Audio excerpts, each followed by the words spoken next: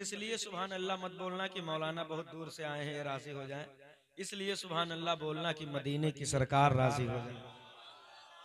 और अल्हम्दुलिल्लाह हम सुन्नियों का ये ईमान और मेरा अकीदा है कि हम महफिल मुस्तफ़ा करते हैं तो मेरे आका मेरे महफिल में तशरीफ लाते हैं।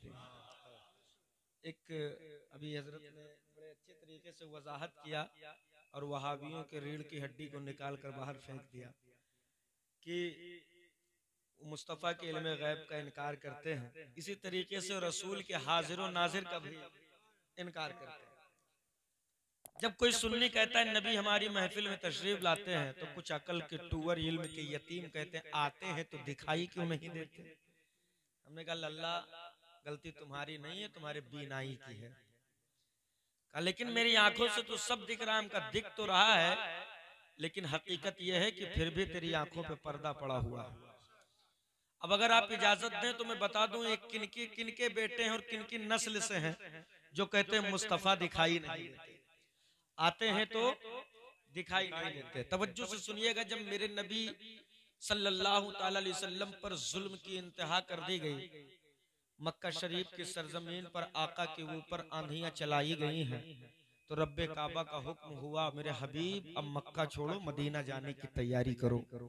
मुस्तफ़ा ने जाने का इरादा किया तो जिब्रील आ गए, या रसूल अल्लाह बाहर का माहौल अच्छा नहीं है। जिब्रील जब इतना कहते हैं मदीने के आका फरमाते हैं जिब्रील मामला क्या है। कहा या रसूल अल्लाह आपके घर के बाहर 40 काफिरों ने नंगी तलवारों से आपके घर को घेर लिया है।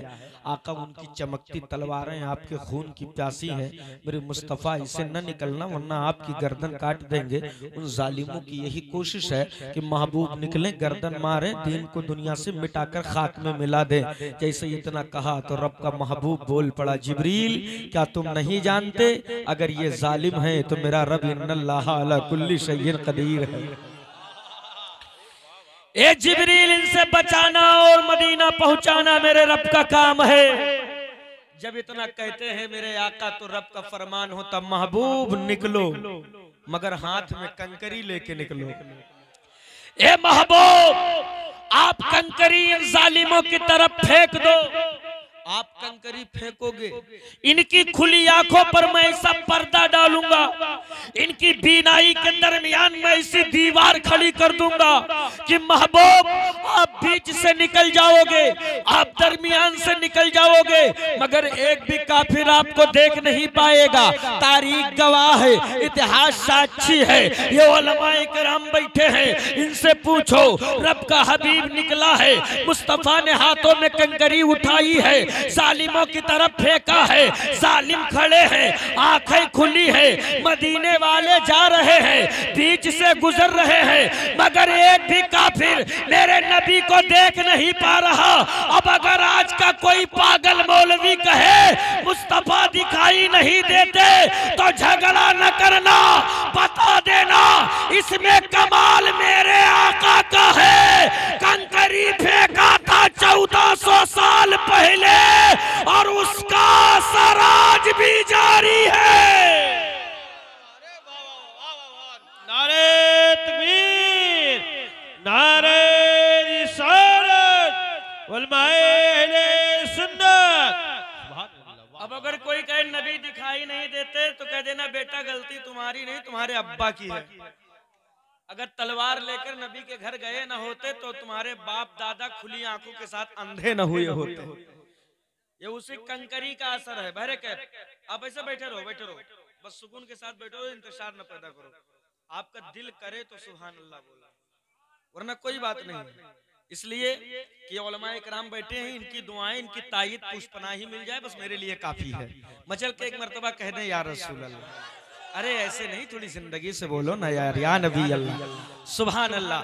अब मैं एक शेर पढ़ता हूँ और देखता हूँ कि आशिकों की बस्ती में दयारे गाजी से एक आशिक आया है इश्क पढ़ने, आप कैसा समाअत करते हैं। एक आशिक का शेर पढ़ रहा हूँ, मुलाहिजा फरमाइएगा। सरवर कहूं कि मालिको मौला कहूं तुझे, ये किसी अगरबत्ती बेचने वाले मौली साहब का कलाम नहीं है।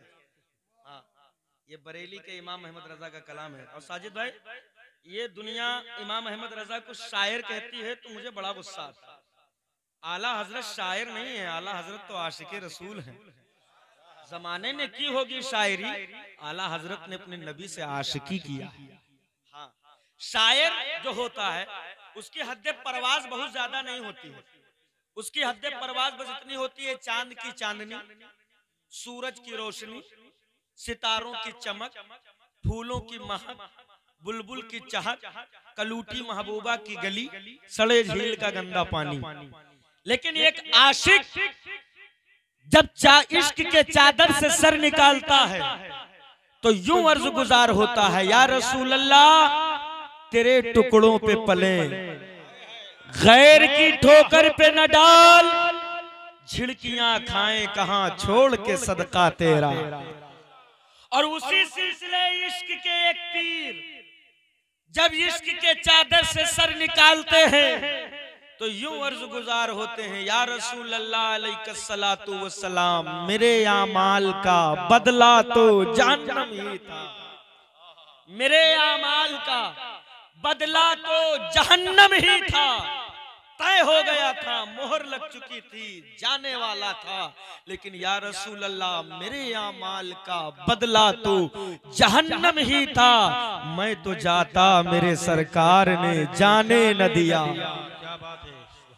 उसी सिलसिले इश्क का एक तीर जब इश्क के चादर से निकलता है तो यूं अर्ज गुजार है, या रसूल अल्लाह, या रसूल अल्लाह, या हबीब अल्लाह, जहां बानी अता कर दे, भरी जन्नत हिबा कर दे, नबी मुख्तारे कुल हैं जिसको जो चाहे अता कर।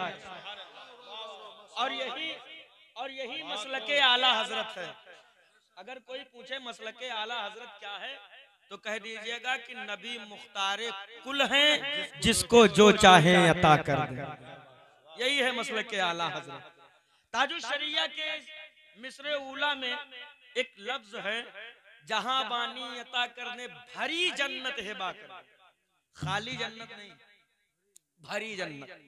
आलम तसव्वुर में तुरबते ताजुश शरिया पे फकीर कादरी खड़ा हो गया, ये मेरे आका मेरे पीरो मुर्शिद, जन्नत भी खाली भरी होती है?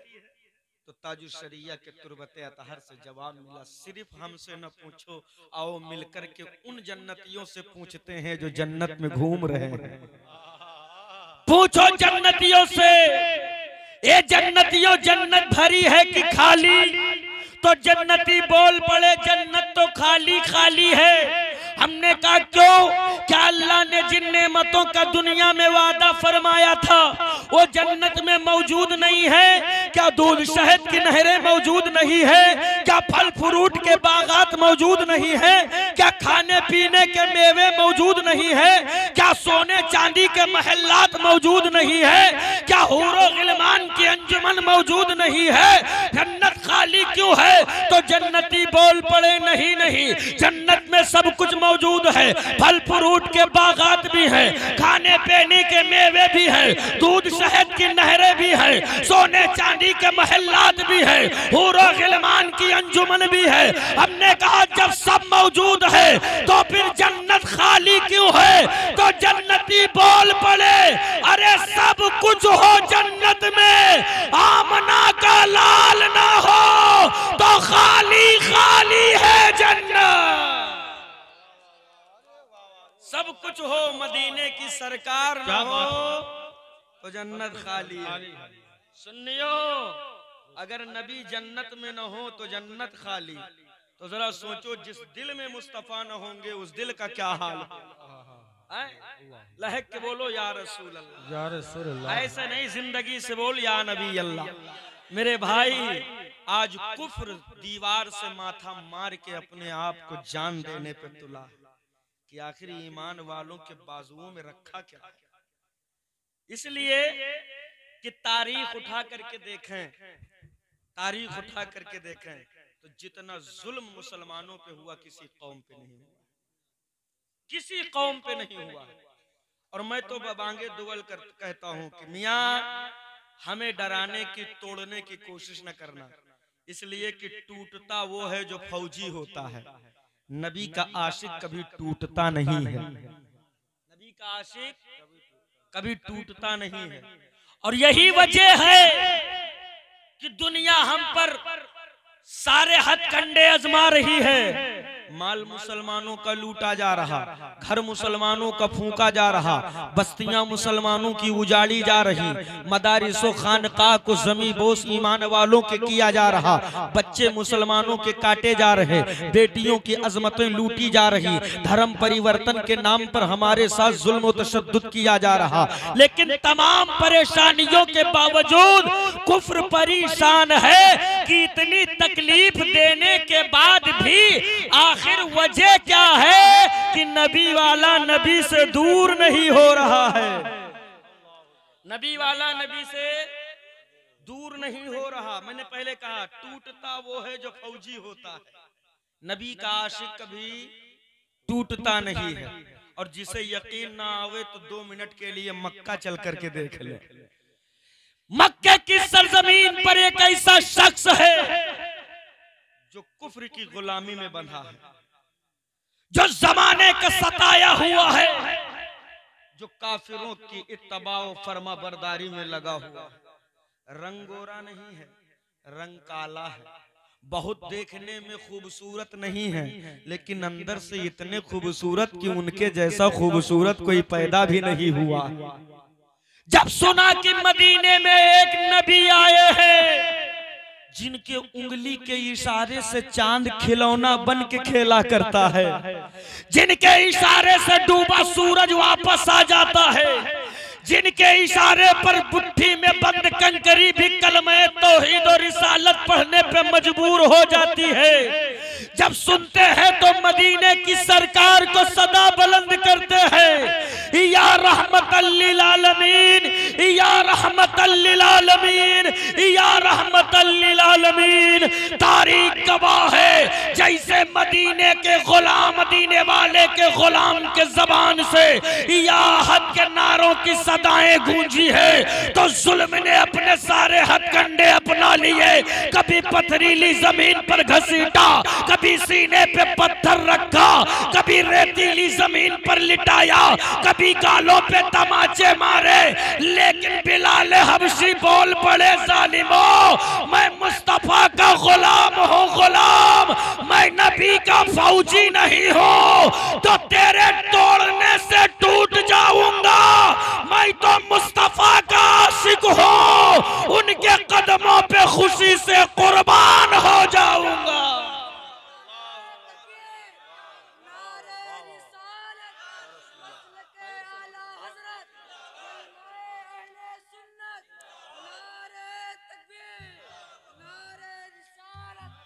टूटता वो है जो फौजी होता है, नबी का आशिक कभी टूटता, नबी का आशिक कभी टूटता नहीं, टूटता है।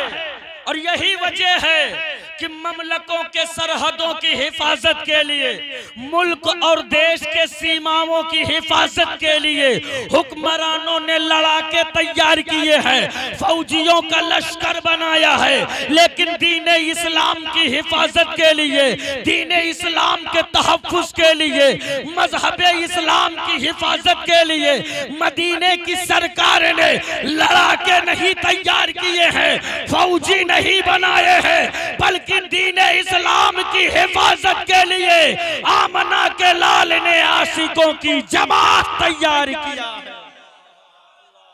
आशिकों की जमात तैयार किया है। और उसी सिलसिले इश्क का पीर कहता है, मेरे आमाल का बदला तो जहन्नम ही था, मैं तो जाता मेरे सरकार ने, सब मिलके बोलो, मैं तो जाता मेरे सरकार ने, जिंदगी से बोल दे, मैं तो जाता मेरे सरकार ने जाने। एक हदीस पाक का मफ़हूम पढ़ता हूँ, उलमा इकराम की खुसूस दुआएं चाहता हूँ, अगर आपके दिल में बात उतर जाए तो तड़प कर कह दीजिएगा सुभान अल्लाह। एक मर्तबा बेशकी कह दे या रसूल अल्लाह, मैं तो जाता मेरे सरकार ने, सब मिलके बोलो, मैं तो जाता मेरे सरकार ने।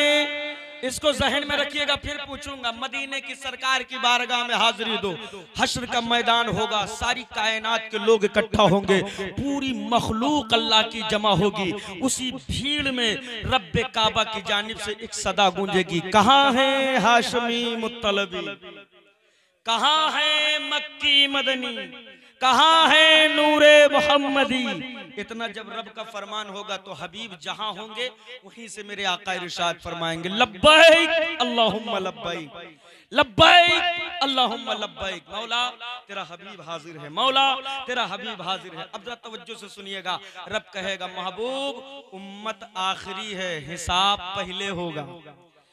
ए महबूब लाओ अपनी उम्मत को।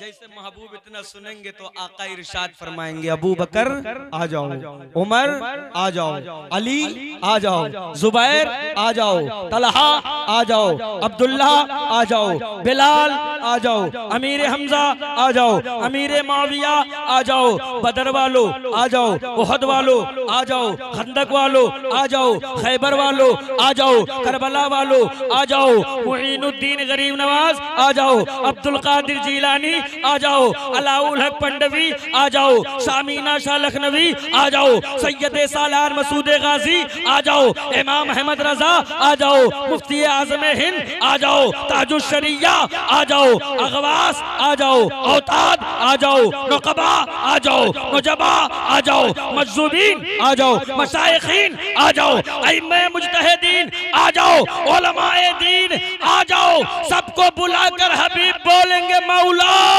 उम्मत हाजिर है, हिसाब ले ले।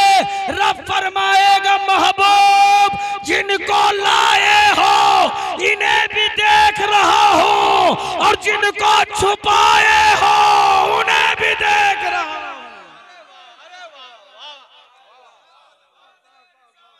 क्या बात है, वाह वाह। ए हबीब जिनको लाए हो इन्हें भी देख रहा हूं, और जिसे दामने रहमत में छुपाए हो उन्हें भी देख रहा हूं। महबूब परहेजगार लाए हो इन्हें भी देख लिया, गुनाहगार छुपाए हो उन्हें भी देख लिया। रब फरमाएगा हबीब जो छुपे हैं वो भी तुम्हारे, जो खुले हैं वो भी तुम्हारे। बरेली का आशिक बोल पड़ा या रसूल अल्लाह मेरे आमाल का बदला तो जहन्नम ही था, मैं तो जाता मेरे सरकार ने जाने न दिया, मैं तो जाता मेरे सरकार ने, ऐसे नहीं जिंदा दिल्ली के साथ, मैं तो जाता मेरे सरकार ने। अब तवज्जो से सुनिएगा, महशर के मैदान में एक तराजू लगेगा जिसे मीजान कहा जाता है, हमारी नेकियां बुराइयां सब मापी जाएंगी। मैं तो जाता मेरे सरकार ने, रखी जाएंगी गठरिया। क्या हो रहा है, बंद करवा दो उसको थोड़ी देर के लिए, रखी जाएंगी। जब गठरिया हमारी मीजान के तराजू पे रखी जाएंगी तो आप तो जानते हो ना कि आपने कितनी अच्छाइयां की हैं और कितनी बुराइयां की हैं। तो हमें यकीन है कि हमारा कौन सा पल्ला भारी होने वाला है। जैसे ही हमारी बुराइयां मापी जाएंगी, हाथों में हथकड़ी होगी, पैरों में बेड़ी होगी, हमें जहन्नम में ले जाने की तैयारी हो रही होगी। महशर की एक भीड़ होगी, गुनाहगार एक किनारे खड़ा होगा, उस भीड़ पर एक निगाह डालेगा और रब के रहमत का सहारा लेकर कहेगा मौला इतनी बड़ी भीड़ में कोई तो होगा, कोई तो होगा जो हम पर तरस खाकर हमें भी छुड़ाकर जन्नत पहुंचाएगा। इतना गुलाम सोचेगा कि एक सूरत मुतहरा चमकेगी, मुस्तफा दाने रहमत का रुखे ज़ेबा चौदही के चांद से भी ज्यादा ताबनाक होगा। नबी देखेंगे कि गुनाहगार इस भीड़ की तरफ इस आस लगाए देख रहे हैं कि कोई तो होगा जो छुड़ा के हमें जन्नत पहुंचाएगा। रब का हबीब बोल पड़ेगा ए फरिश्तों कहां लेके जा रहे हो? फरिश्ते अर्ज करेंगे या रसूल अल्लाह बहुत बड़ा पापी है, बहुत बड़ा गुनाहगार है, बहुत बड़ा बदकार है, बहुत बड़ा हिस्साकार है। या रसूल अल्लाह न नमाज है, न रोजा है, न हज है, न ज़कात है, न अमाल खैर है, बहुत बड़ा मुजरिम है, जहन्नमी करार दे दिया गया है, इसलिए इसको जहन्नम में ले जाने की तैयारी कर रहा हूँ। मदीने वाले आका फरमाएंगे कैसे पता चला? या रसूल अल्लाह मीज़ान पर गया था, इसकी नेकियों को बुराइयों को रखा तो नेकियों का तो पता नहीं लेकिन बुराइयों का पल्ला बहुत भारी है। मदीने के आका मुस्कुराएंगे और मुस्कुरा के फरमाएंगे फरिश्तों एक बार फिर से तौलो। अरे अब नहीं बोलोगे तो कब बोलोगे? या रसूल अल्लाह मापा गया है, मदीने की सरकार फरमाएंगे एक बार मेरे सामने तोलो। जैसे इतना कहेंगे तो फरिश्ते मुस्तफा की बात कहाँ टालें, ले जाकर के मीजान पे गठरियां रखेंगे और कौनैन का दूल्हा अपने पेशानी को दरमियान में सजदे में डालेगा। अर्ज गुजार होगा या रसूल अल्लाह, परवरदिगारे आलम, या रब्बे हबली उम्मती, या रब्बे हबली उम्मती, या रब्बे हबली उम्मती। ऐ रब मेरी उम्मत को मेरे हवाले कर दे, ऐ रब मेरी उम्मत को मेरे हवाले कर दे। गैब से आवाज आएगी, महबूब हबीब आप अपनी उम्मत का तलब कर रहे हो, तो फरिश्ते तो महबूब इलाही बोल पड़ेंगे, महबूब परवरदिगार बोल पड़ेंगे, आकाए नामदार बोल पड़ेंगे। ऐ मेरे परवरदिगारे आलम, जब तूने ताजा ताजा दुनिया में भेजा था, चंद लम्हे भी नहीं गुजरे थे कि मैंने सर को सजदे में रख करके उम्मत मांगा था। ए परवरदिगार, जब तूने मेराज पर बुलाया था, जब मुलाकात के लिए बुलाया था, तोहफे में कुछ देना चाहा था। ए अल्लाह, तोहफे में मैंने अपने उम्मत की मगफिरत की तलब किया था। ए परवरदिगार आलम, जब तूने मुझे दुनिया से जाहिरी बुलाया है, तो कब्र अनवर में भी उम्मत की सदाओं के लिए, उम्मत की मगफिरत के लिए मेरे लम्हाए मुबारक खिल रहे थे। ए अल्लाह, आज आखिरी दिन है, आज भी तेरा हबीब अपनी उम्मत का तलब कर रहा है। और ये अल्लाह, तूने कुरान में वादा भी फरमाया है, महबूब इतना दूंगा कि राजी हो जाओगे। ए अल्लाह, आज हबीब को राजी करना है तो हबीब की उम्मत को हबीब के हवाले कर दे और अपने महबूब को राजी कर ले। रब फरमाएगा, फरिश्तों अब जन्नत के सारे दरवाजे खोल दो, जितने गुनाहगार हैं जन्नत में जाने दो। फरिश्ते अर्ज करेंगे, या रसूल मेरे परवरदिगार, मगर ये बहुत बड़े पापी है। रब कहेगा, फरिश्तों आज पापियों का पाप नहीं देखा जाएगा, आज तो चेहरे रसूले पाक देखा जाएगा। मेरे अमाल का बदला तो जहन्नम ही था। मैं तो जाता मेरे सरकार ने, मैं तो जाता मेरे सरकार ने। अब मैं रुक करके आपसे पूछना चाहता हूँ, मदीने के आका ने तुम्हें कहीं भी तन्हा नहीं छोड़ा, कहीं तन्हा नहीं छोड़ा। रात रात भर मदीने वाले ने अपने आप को कयाम में खड़ा कर दिया ताकि गुनहगार उम्मत की मग़फ़िरत हो जाए। बदने नूर पर उजड़ी डाली गई है, पत्थर बरसाए गए हैं, कूड़ा डाला गया है, ज़ाते नबूवत पर गालियां बरसाई गई हैं, मगर मुस्तफ़ा ने सब्र किया है ताकि मेरी उम्मत की मग़फ़िरत हो जाए। मैदानों में मेरे आका ने अपने जानिसारों को कटवा दिया है ताकि उम्मत की मग़फ़िरत हो जाए। लेकिन बदले में उम्मत ने क्या किया? कौन सा एहसान है जो रब की जानिब से किया गया और उसमें कमी रह गई हो? अल्लाह ने तुम पर कितना करम किया। एक बात मुझे बताओ, अगर अल्लाह चाहता तो हमें और आपको कुत्ता, बिल्ली, चूहा, चचुंदर, सांप, गोजर, नेवला जो चाहता बनाकर पैदा कर देता कि नहीं कर देता? लेकिन ये उसका एहसान है कि उसने हमें जानवर नहीं बल्कि हजरत इंसान बनाया। क्या बनाया है? इंसान। अब इंसान देकर बनाकर भी बस नहीं किया कारी राशिद साहब, कहा कि इंसान में भी कई कैटेगरी हैं। कुछ है जो पेड़ को खुदा मानते हैं, कुछ है जो सूरज को खुदा मानते हैं, कुछ है जो नदी को खुदा मानते हैं, कुछ है जो आग की पूजा करते हैं, कुछ है जो शजरो हजर की पूजा करते हैं, और कुछ तो इतने अक्लमंद हैं कि सीधे साधे जानवर में अपनी अम्मा देख रहे हैं। तो अल्लाह ने तुम्हें सिर्फ इंसान बनाकर नहीं भेजा। ये नहीं कहा कि जानवर का पेशाब पीकर अपने आप को पवित्र करना। मदीने वाले ने कहा आबे जमजम पी करके अपने आप को पाक करना। इंसान बनाकर नहीं छोड़ा, बल्कि इंसान बनाने के साथ करम ये किया कि उसने आपको ईमान की दौलत अता फरमाई है। ईमान भी देकर बस नहीं किया, ईमान तो पिछले तमाम नबियों की उम्मतियों को दी गई। अल्लाह कहता है मेरे बंदे तू ठहर, तुझ पे करम की बरसात रुकेगी नहीं। इंसान बना दिया, इस्लाम अता कर दिया, अब जो तुझे नबी दे रहा हूँ, नबियों का ताजदार अता कर रहा हूँ, कुरान दे रहा हूँ तमाम किताबों में अफजल। अब जरा तवज्जो से सुनिएगा, अल्लाह के दिए किए गए एहसानात पर अपनी नजर डालें। अल्लाह ने कौन से एहसान में कौन सी कमी रखी है जरा मुझे बताएं। दीन दिया सबसे बेहतर, मजहब दिया सबसे अच्छा, नबी दिया नबियों का इमाम, किताब दिया किताबों में अफजल, मखलूक बनाया तमाम मखलूकात में अफजल। हमको तुम्हारे जिस्म में तमाम अज्जा अल्लाह ने अता किए। आँख दिया देखने के लिए, जबान दिया बोलने के लिए, मुँह दिया खाने के लिए, कान दिया सुनने के लिए, हाथ दिया काम करने के लिए, पैर दिया चलने के लिए। अच्छा जरा बताओ तो सही, वालिदैन दिए हैं तुमको, बीवी बच्चे दिए हैं तुमको, अल्लाह की जानिब से कौन सी कमी है? कारोबार तुम्हें मिला है, खेत खलियान तुम्हें मिला है, दुकानों मकान तुम्हें मिला है, दुनिया की तमाम नेमतें जो जो तेरे हक में बेहतर थी, अल्लाह ने वो तमाम चीजें तेरे झोली में डाल दी है। लेकिन तूने उन एहसान का बदला कैसे चुकाया है? तूने उन एहसान का बदला और एहसान की फरामोशी कैसे की है? एक कौम मुस्लिम के जवानों, कोई कमी रब की जानिब से नहीं रह गई, तो फिर आखिर कौन सी वजह है कि तूने अपने हाथों में शराब का प्याला ले लिया है? कौन सी कमी रह गई है जो तूने अपने उंगलियों में चिलम का सुट्टा दबा लिया है? कौन सी कमी रह गई है जो तूने किसी की माँ बहन बेटियों पे गंदी निगाहें डाली है? कौन सी कमी रह गई है जो तूने शादियों के मौके पर डीजे के पीछे रंडियां नचवाना शुरू कर दिया है? वो कौन सी कमी रह गई है? फिर कहते हो जलालत का तोक क्यों गले में पड़ रहा है? फिर कहते हो रुसवाइयों में हम क्यों जी रहे हैं? फिर कहते हो तरक्की क्यों नहीं मिल रही है? अमा तरक्की रंडियों के ठुमकों में नहीं है, तरक्की मदीने वाले के चौखटे मुकद्दस पर है।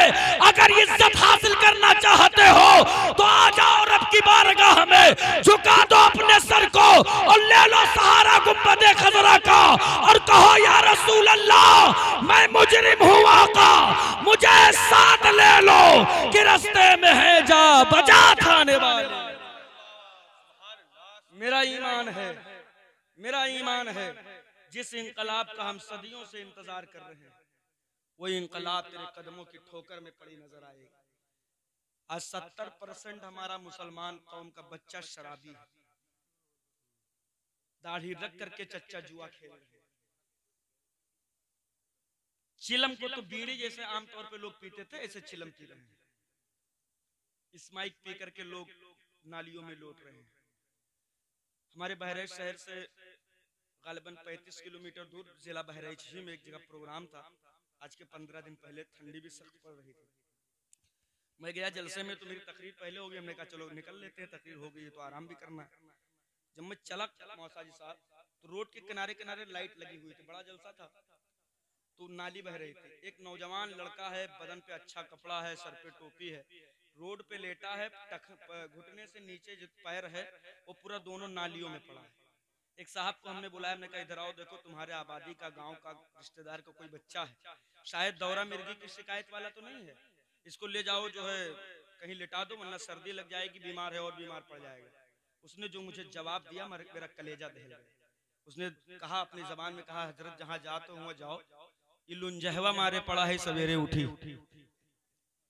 ये कौम मुस्लिम की हालत, तू शराब पीने के लिए पैदा हुआ है, तू नालियों में लौटने के लिए पैदा हुआ है, तू डीजे के पीछे रुमाल उड़ा उड़ा कर रंडियों की तरह नाचने के लिए पैदा हुआ है।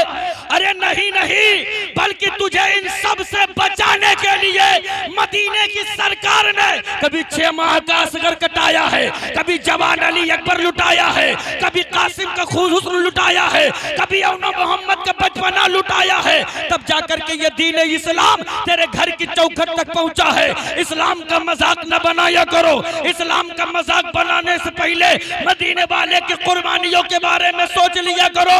ये लोगों, शराब पीकर दुनिया भी तुझसे बेजार है, आका भी बेजार है, तू दुनिया की रंगीनियों को ठोकर मार दे, आजा मदीने वाले के सदबारगाह में। मेरा ईमान है जिस दिन गुंबदे खजरा का मकीन राजी हो जाएगा, उस दिन नीली छत वाला रब्बुल आलमीन भी राजी हो जाएगा।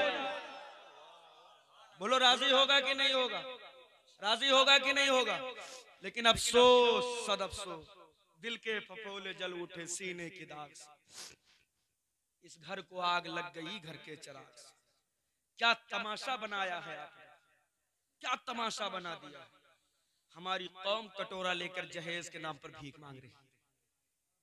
इसमें बुलेट डाल दो, इसमें डबल बेड डाल दो, इसमें वॉशिंग मशीन भी चाहिए। एक गरीब बाप के कंधे पर 5 बेटियों का बोझ है, जमीन नहीं है कि बेच करके तेरी ख्वाहिशात को पूरी करेगा। तो क्या मतलब वो गरीब बाप अपनी बेटियों को बगैर हाथ पीले किए ही दुनिया से भेज दे, गला दबा कर मार दे, गला दबा कर मार दे। मुझे तो कारी राशि साहब किबला वो जमाना याद आता है जब मदीने वाले आका तशरीफ न लाए थे तो इस दुनिया का बड़ा बुरा हाल था। बेटियों को जिंदा जमीनों में दफन कर दिया जा रहा था। सिर्फ अपने इज्जत को, अपनी पगड़ी को बुलंद करने के लिए लोग बेटियों को नाहक जमीनों में गाड़ दिया करते थे। चलती हुई सांसों का भरम नहीं रखा जाता था, मोछों की ताव का भरम रखा जाता था। मुस्तफा जाने रहमत के आने से पहले बेटियों को जिंदा जमीनों में इसलिए दफन किया जाता था ताकि मेरे इज्जत की पगड़ी बुलंद हो सके।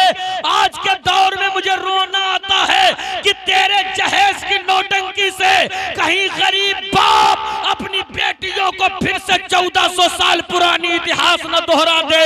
जहेज के डर से कहीं बेटियों को जिंदा जमीनों में न दफन किया जाने लगे। ऐ लोगों, मदीने वाले आका के दिल को तकलीफ न पहुंचाओ, वरना अगर यही बेटियां कल कयामत के दिन दामन रहमतुल लिल आलमीन पकड़कर मुस्तफा से शिकायत कर देंगी, या रसूल अल्लाह, ये आपकी कौम, आपकी उम्मत है जिसकी तिजोरियों में दौलत की कमी न थी, जिसके खजानों में किसी चीज की कोई कमी न थी, मगर फिर भी मैं बगैर हाथ पीले किए दुनिया से आई हूँ। ये मेरे मौला के हबीब, मैं अपने ससुराल न जा सकी, मैं सुहागन न बन सकी, या रसूल अल्लाह मेरा क्या कसूर था? सिर्फ इतना कसूर था कि मेरे बाप के पास इतनी जमीन नहीं थी कि वो बेच करके इन जहेज के भिखारियों के कटोरे भर सके। इनके कटोरों में इनके ख्वाहिशात के मुताबिक इनके तमाम डिमांड्स पूरी कर सके। या रसूल अल्लाह, सिर्फ मेरा इतना कसूर है। ए लोगों, अगर मदीने वाले ने अपना मुंह फेर लिया तो बताओ तुम किससे शफाअत की भीख मांगोगे?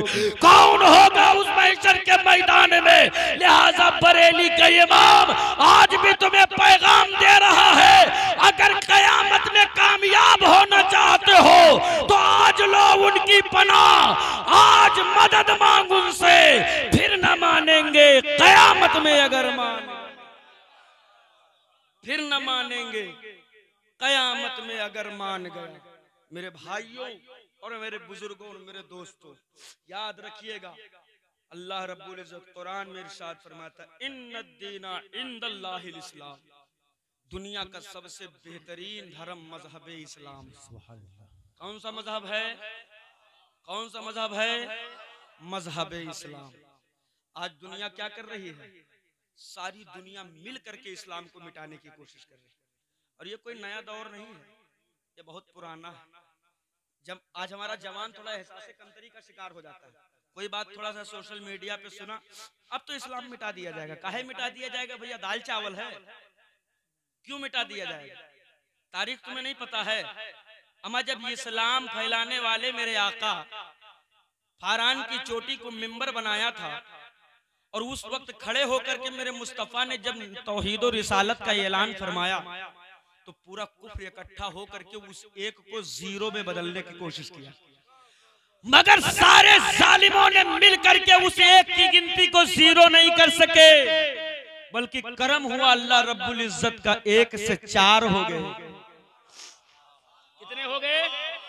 4 से 3 नहीं हुए, 4 से 40 हो गए, 40 से 400 हो गए, 400 से 4000 हो गए, और आज करोड़ों अरबों की तादाद में हो। क्या मतलब? दुनिया जब तेरे मजहब पर पत्थर मारे तो एहसास कमतरी न करना, बल्कि ये सोचना कि जब जब इस्लाम पे पत्थर चलाया गया है तब तब मजहब इस्लाम ने एक नई तारीख लिखी है। लगता है फिर से किसी सलाहुद्दीन अय्यूबी की आमद होने वाली है, किसी खालिद बिन वलीद की आमद होने वाली है। और मेरा ईमान यह है कि इस्लाम की फितरत में कुदरत ने लचक दी है, जितना ही दबाओगे उतना ही उभरेगा। नारे तकबीर, नारे रिसालत, मजहबे इस्लाम, मजहबे इस्लाम, नारे तकबीर, नारे रिसालत। एहसास कमतरी का शिकार ना होना। अरे मियाँ, पूरी दुनिया तेरे बाजुओं पर थर्मामीटर लगा के रिसर्च कर रही है।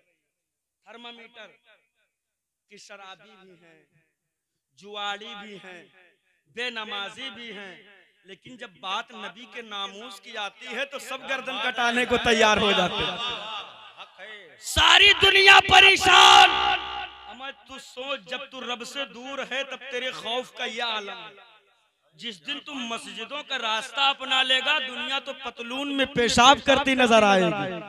वो लोग करेगी कि नहीं करेगी? करेगी। लेकिन कब जब हम अल्लाह के बारगाह में अपनी कुर्बियत का इजहार करेंगे, तब थर्मामीटर लगा के रिसर्च हो रहा है, क्या है मुसलमान, कितना है मुसलमान, कितनी ताकत बची है मुसलमानों में। अमर तुम उठो और बता दो, मौत से उसे डराना जिसे अगले जन्म में कुत्ता बिल्ली चूहा बनने का डर हो।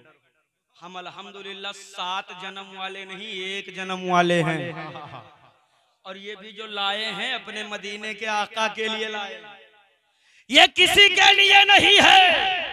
अगर दुनिया तेरे बाजुओं पे रिसर्च कर रही है तो उठो और बता दो जमाने वालों को कि ये देखो मेरे पेशानियों में सजदों की तड़प है, ये देखो जबान पे मुस्तफा का दुरूद है, ये देखो सीने में नबी की मोहब्बत का मदीना है। और जमाने वालों को बता दो मियाँ, हम किसी डरपोक कौम से रिश्ता नहीं रखते हैं, हम तो उस कौम से रिश्ता रखते हैं जिस कौम में तारिक कभी मौजों पे कदम रखते हैं, खालिद कभी हाथों में आलम लेते हैं, हर दौर में उठते हैं यजीदी फितने, हर दौर में शब्बीर जन्म लेते हैं।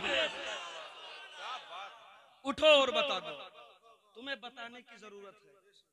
कैसे बताओगे? शराब पी के? कैसे बताओगे शादी रसूलुल्लाह की सुन्नत के मौके पर रंडी नचा के? जब तुम्हारे दरवाजों पे ठुमके लगते होंगे तो करबला वालों के दिल पे क्या गुजरती हो? कभी तुमने सोचा है कि अगर आका ज़ैनुल आबिदीन ने ऐसे गिरेबान पकड़कर और कल कयामत के दिन पूछ लिया कि मियाँ तुम तो नहीं थे करबला मगर मैं मौजूद था, जब जुल्म की आंधियां चल रही थी, जब मजालिम मेरे घराने पे ढाए जा रहे थे, जब 6 माह के असगर के गले को आका हुसैन के गले गोदे मुबारक में छेदा जा रहा था, जब हजरत अली अकबर के सीने से बर्छी और बर्छी के साथ कलेजा निकल रहा था, जब हजरत कासिम के हुस्न पर घोड़े दौड़ाए जा रहे थे, जब औनो मोहम्मद का लाशा खाको खून पे तड़प रहा था, जब हजरत अब्बास के बाजू काटे जा रहे थे, जब सैयदा तैयबा ताहिरा हजरत सैयदा सकीना के फूल जैसे चेहरे पे जालिमों के तमाचे पड़ रहे थे, जब मेरे नबी के घर की बेटियों के हाथों में हथकड़ियां, पैरों में बेड़ियां और जानवरों के नंगी पीठ पर उन्हें सवार किया गया था, वो सारे मंजर मैंने अपने निगाहों से देखे। बताओ तुमने करबला वालों के लिए क्या किया? ये कुर्बानियां क्यों की गई है? ताकि मेरे नाना की उम्मत शराब के करीब न जाए, जुआ के करीब न जाए, मस्जिदों से दूर न भागे, नमाज रोजा के करीब हो जाए, अल्लाह के दीन से पुष्टपनाही न हासिल करे, बल्कि मुस्तफा के शरीयत के करीब हो जाए। तुमने क्या किया है? हाथ में शराब तुमने ले लिया, ताश के पत्ते तुमने ले लिए, वहशियाओं का अड्डा तुमने आबाद कर दिया, मस्जिदों को तुमने वीरान कर दिया, दूसरों के माँ बहन बेटियों पे गंदी निगाहें तुमने डाल दी है। रात रात भर जिस जवान को अल्लाह रब्बुल इज्जत की इबादत करना था, वो जवान रात के 4 बजे तक पबजी खेल रहा है, सुबह तक फ्री फायर खेल रहा है, इंस्टा और फेसबुक पे रील देख रहा है। अमा तुम रील देखने के लिए नहीं पैदा किए गए हो, तुम तो मदीने वाले मुस्तफा के लिए पैदा किए गए हो। तुम उठो और जमाने को बता दो कि मियां मौत से हमें न डराना, हम मुस्तफा वाले हैं, हम तो करबला वाले हैं। मौत से उसे डराना जिसे मौत से डर लगता हो। अगर तुम ये सोच रहे हो कि ईमान वालों को तलवार के दम पे डराएंगे, ईमान वालों को बारूद के दम पे डराएंगे, ईमान वालों को बम के दम पे डराएंगे, तो बता दो जमाने वालों से कि हम भी हुसैनी हैं, हमारे अंदर भी तेवरे हुसैनी है। अगर तेरे बच्चों के हर हाथ में मेरी गर्दन काटने को तलवार होगी तो हम सुन्नियों की हर गोद में 6 माह का असगर दिखाई देगा। तेरी तलवारें टूट सकती है लेकिन हमारे असगर के सर नहीं खत्म हो सकते। बता दो जमाने वालों को। लेकिन कैसे बताओगे? नमाज से दूर होके मौलाना लोग चिल्लाते रहे, आप इधर से सुनो इधर से निकालो, जलसा को तुमने मनोरंजन बना लिया।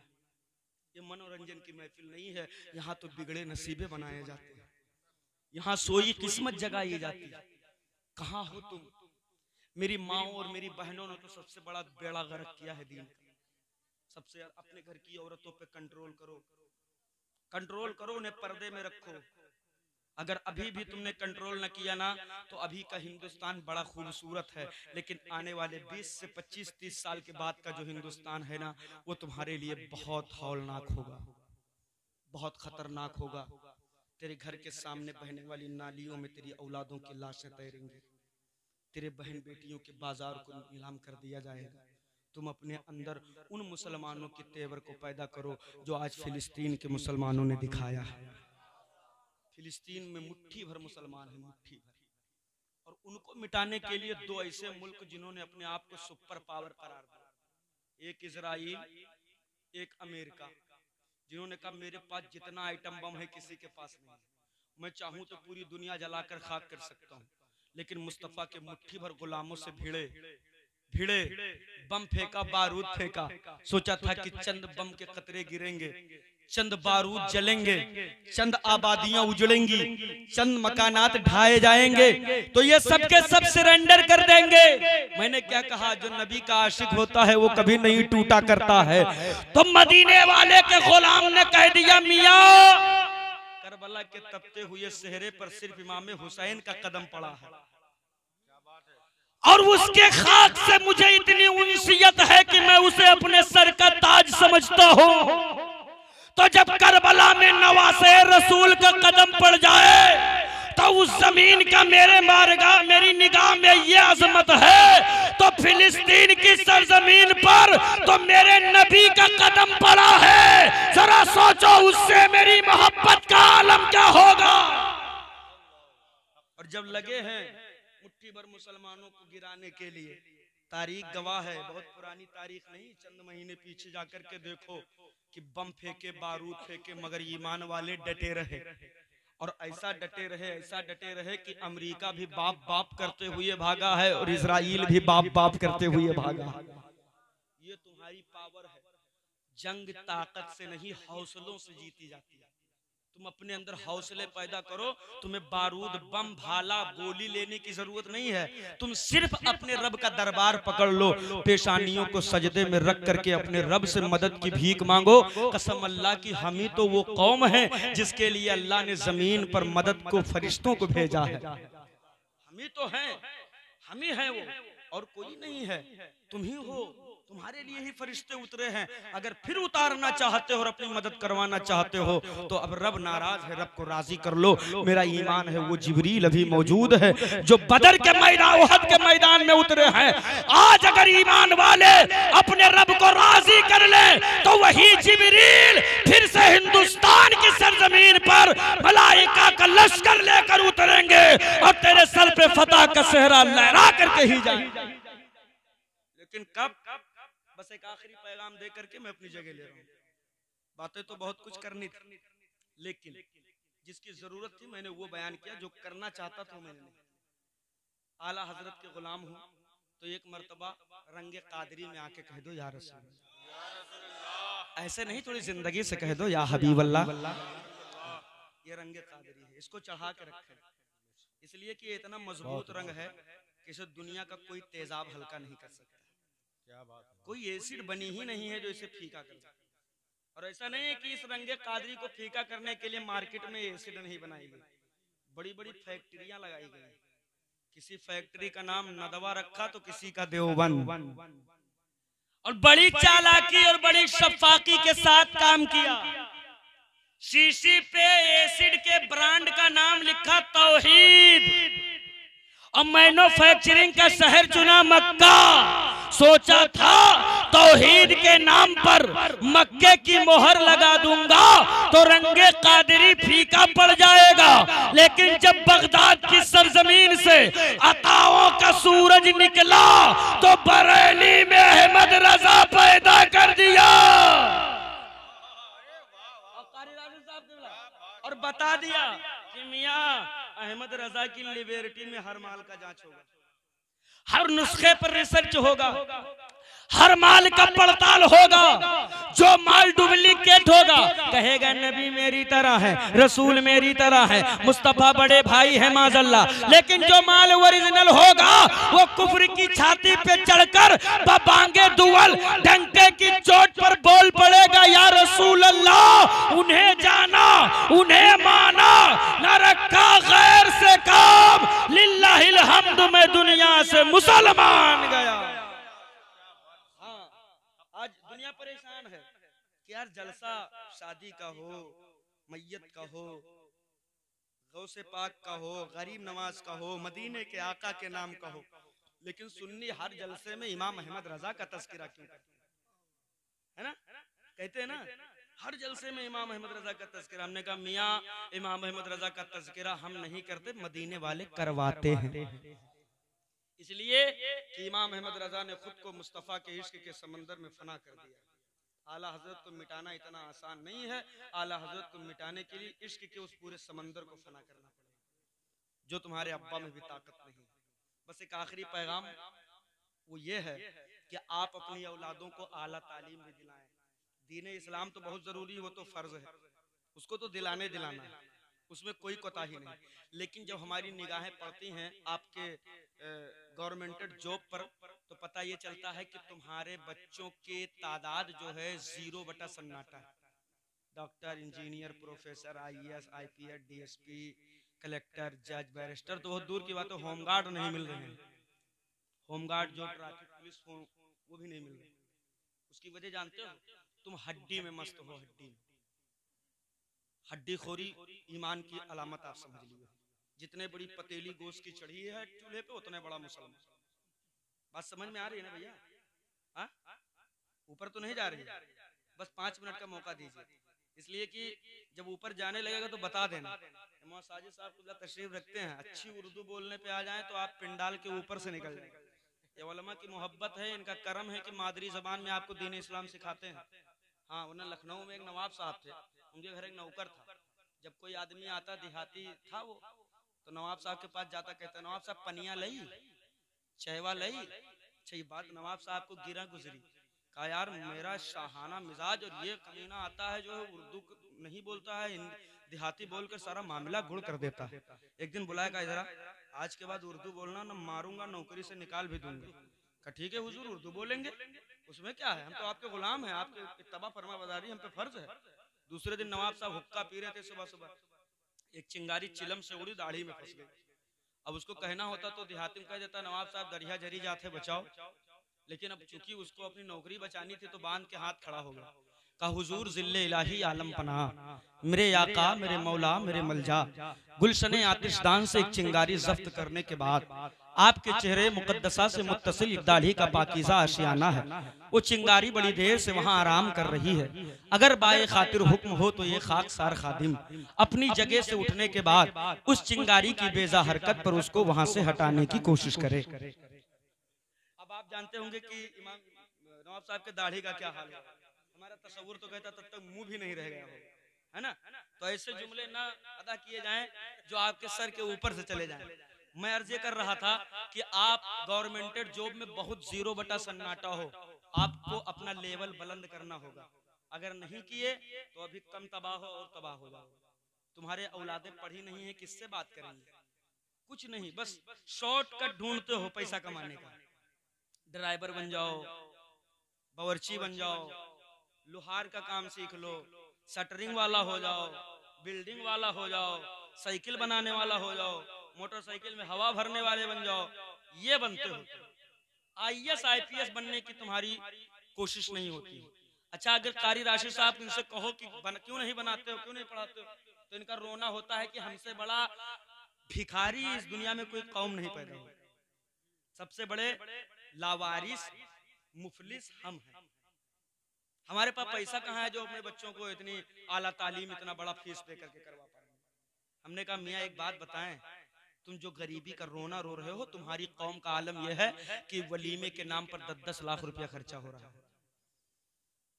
25-25 गाड़ियां बारात की नौटंकी के नाम पर 25-25 गाड़ियां माँ बहन बेटियों की जेवरात गिरवी रख करके लिए जा रहे हैं। ये हड्डियां खिला करके 10 लाख उड़ा करके तुम क्या हासिल करना चाहते हो? अपने बच्चों के मुस्तकबिल को, भविष्य को, फ्यूचर को तुम जमीनों में जिंदा दफन कर रहे हो। फिर क्यों चिल्ला रहे हो, क्यों तिलमिला रहे हो? अगर इससे बचना है बचना तो आओ जमीन बेचने का जज्बा रखने वालों निकलो, बेचो जमीन, मगर हड्डी खोरी के लिए नहीं।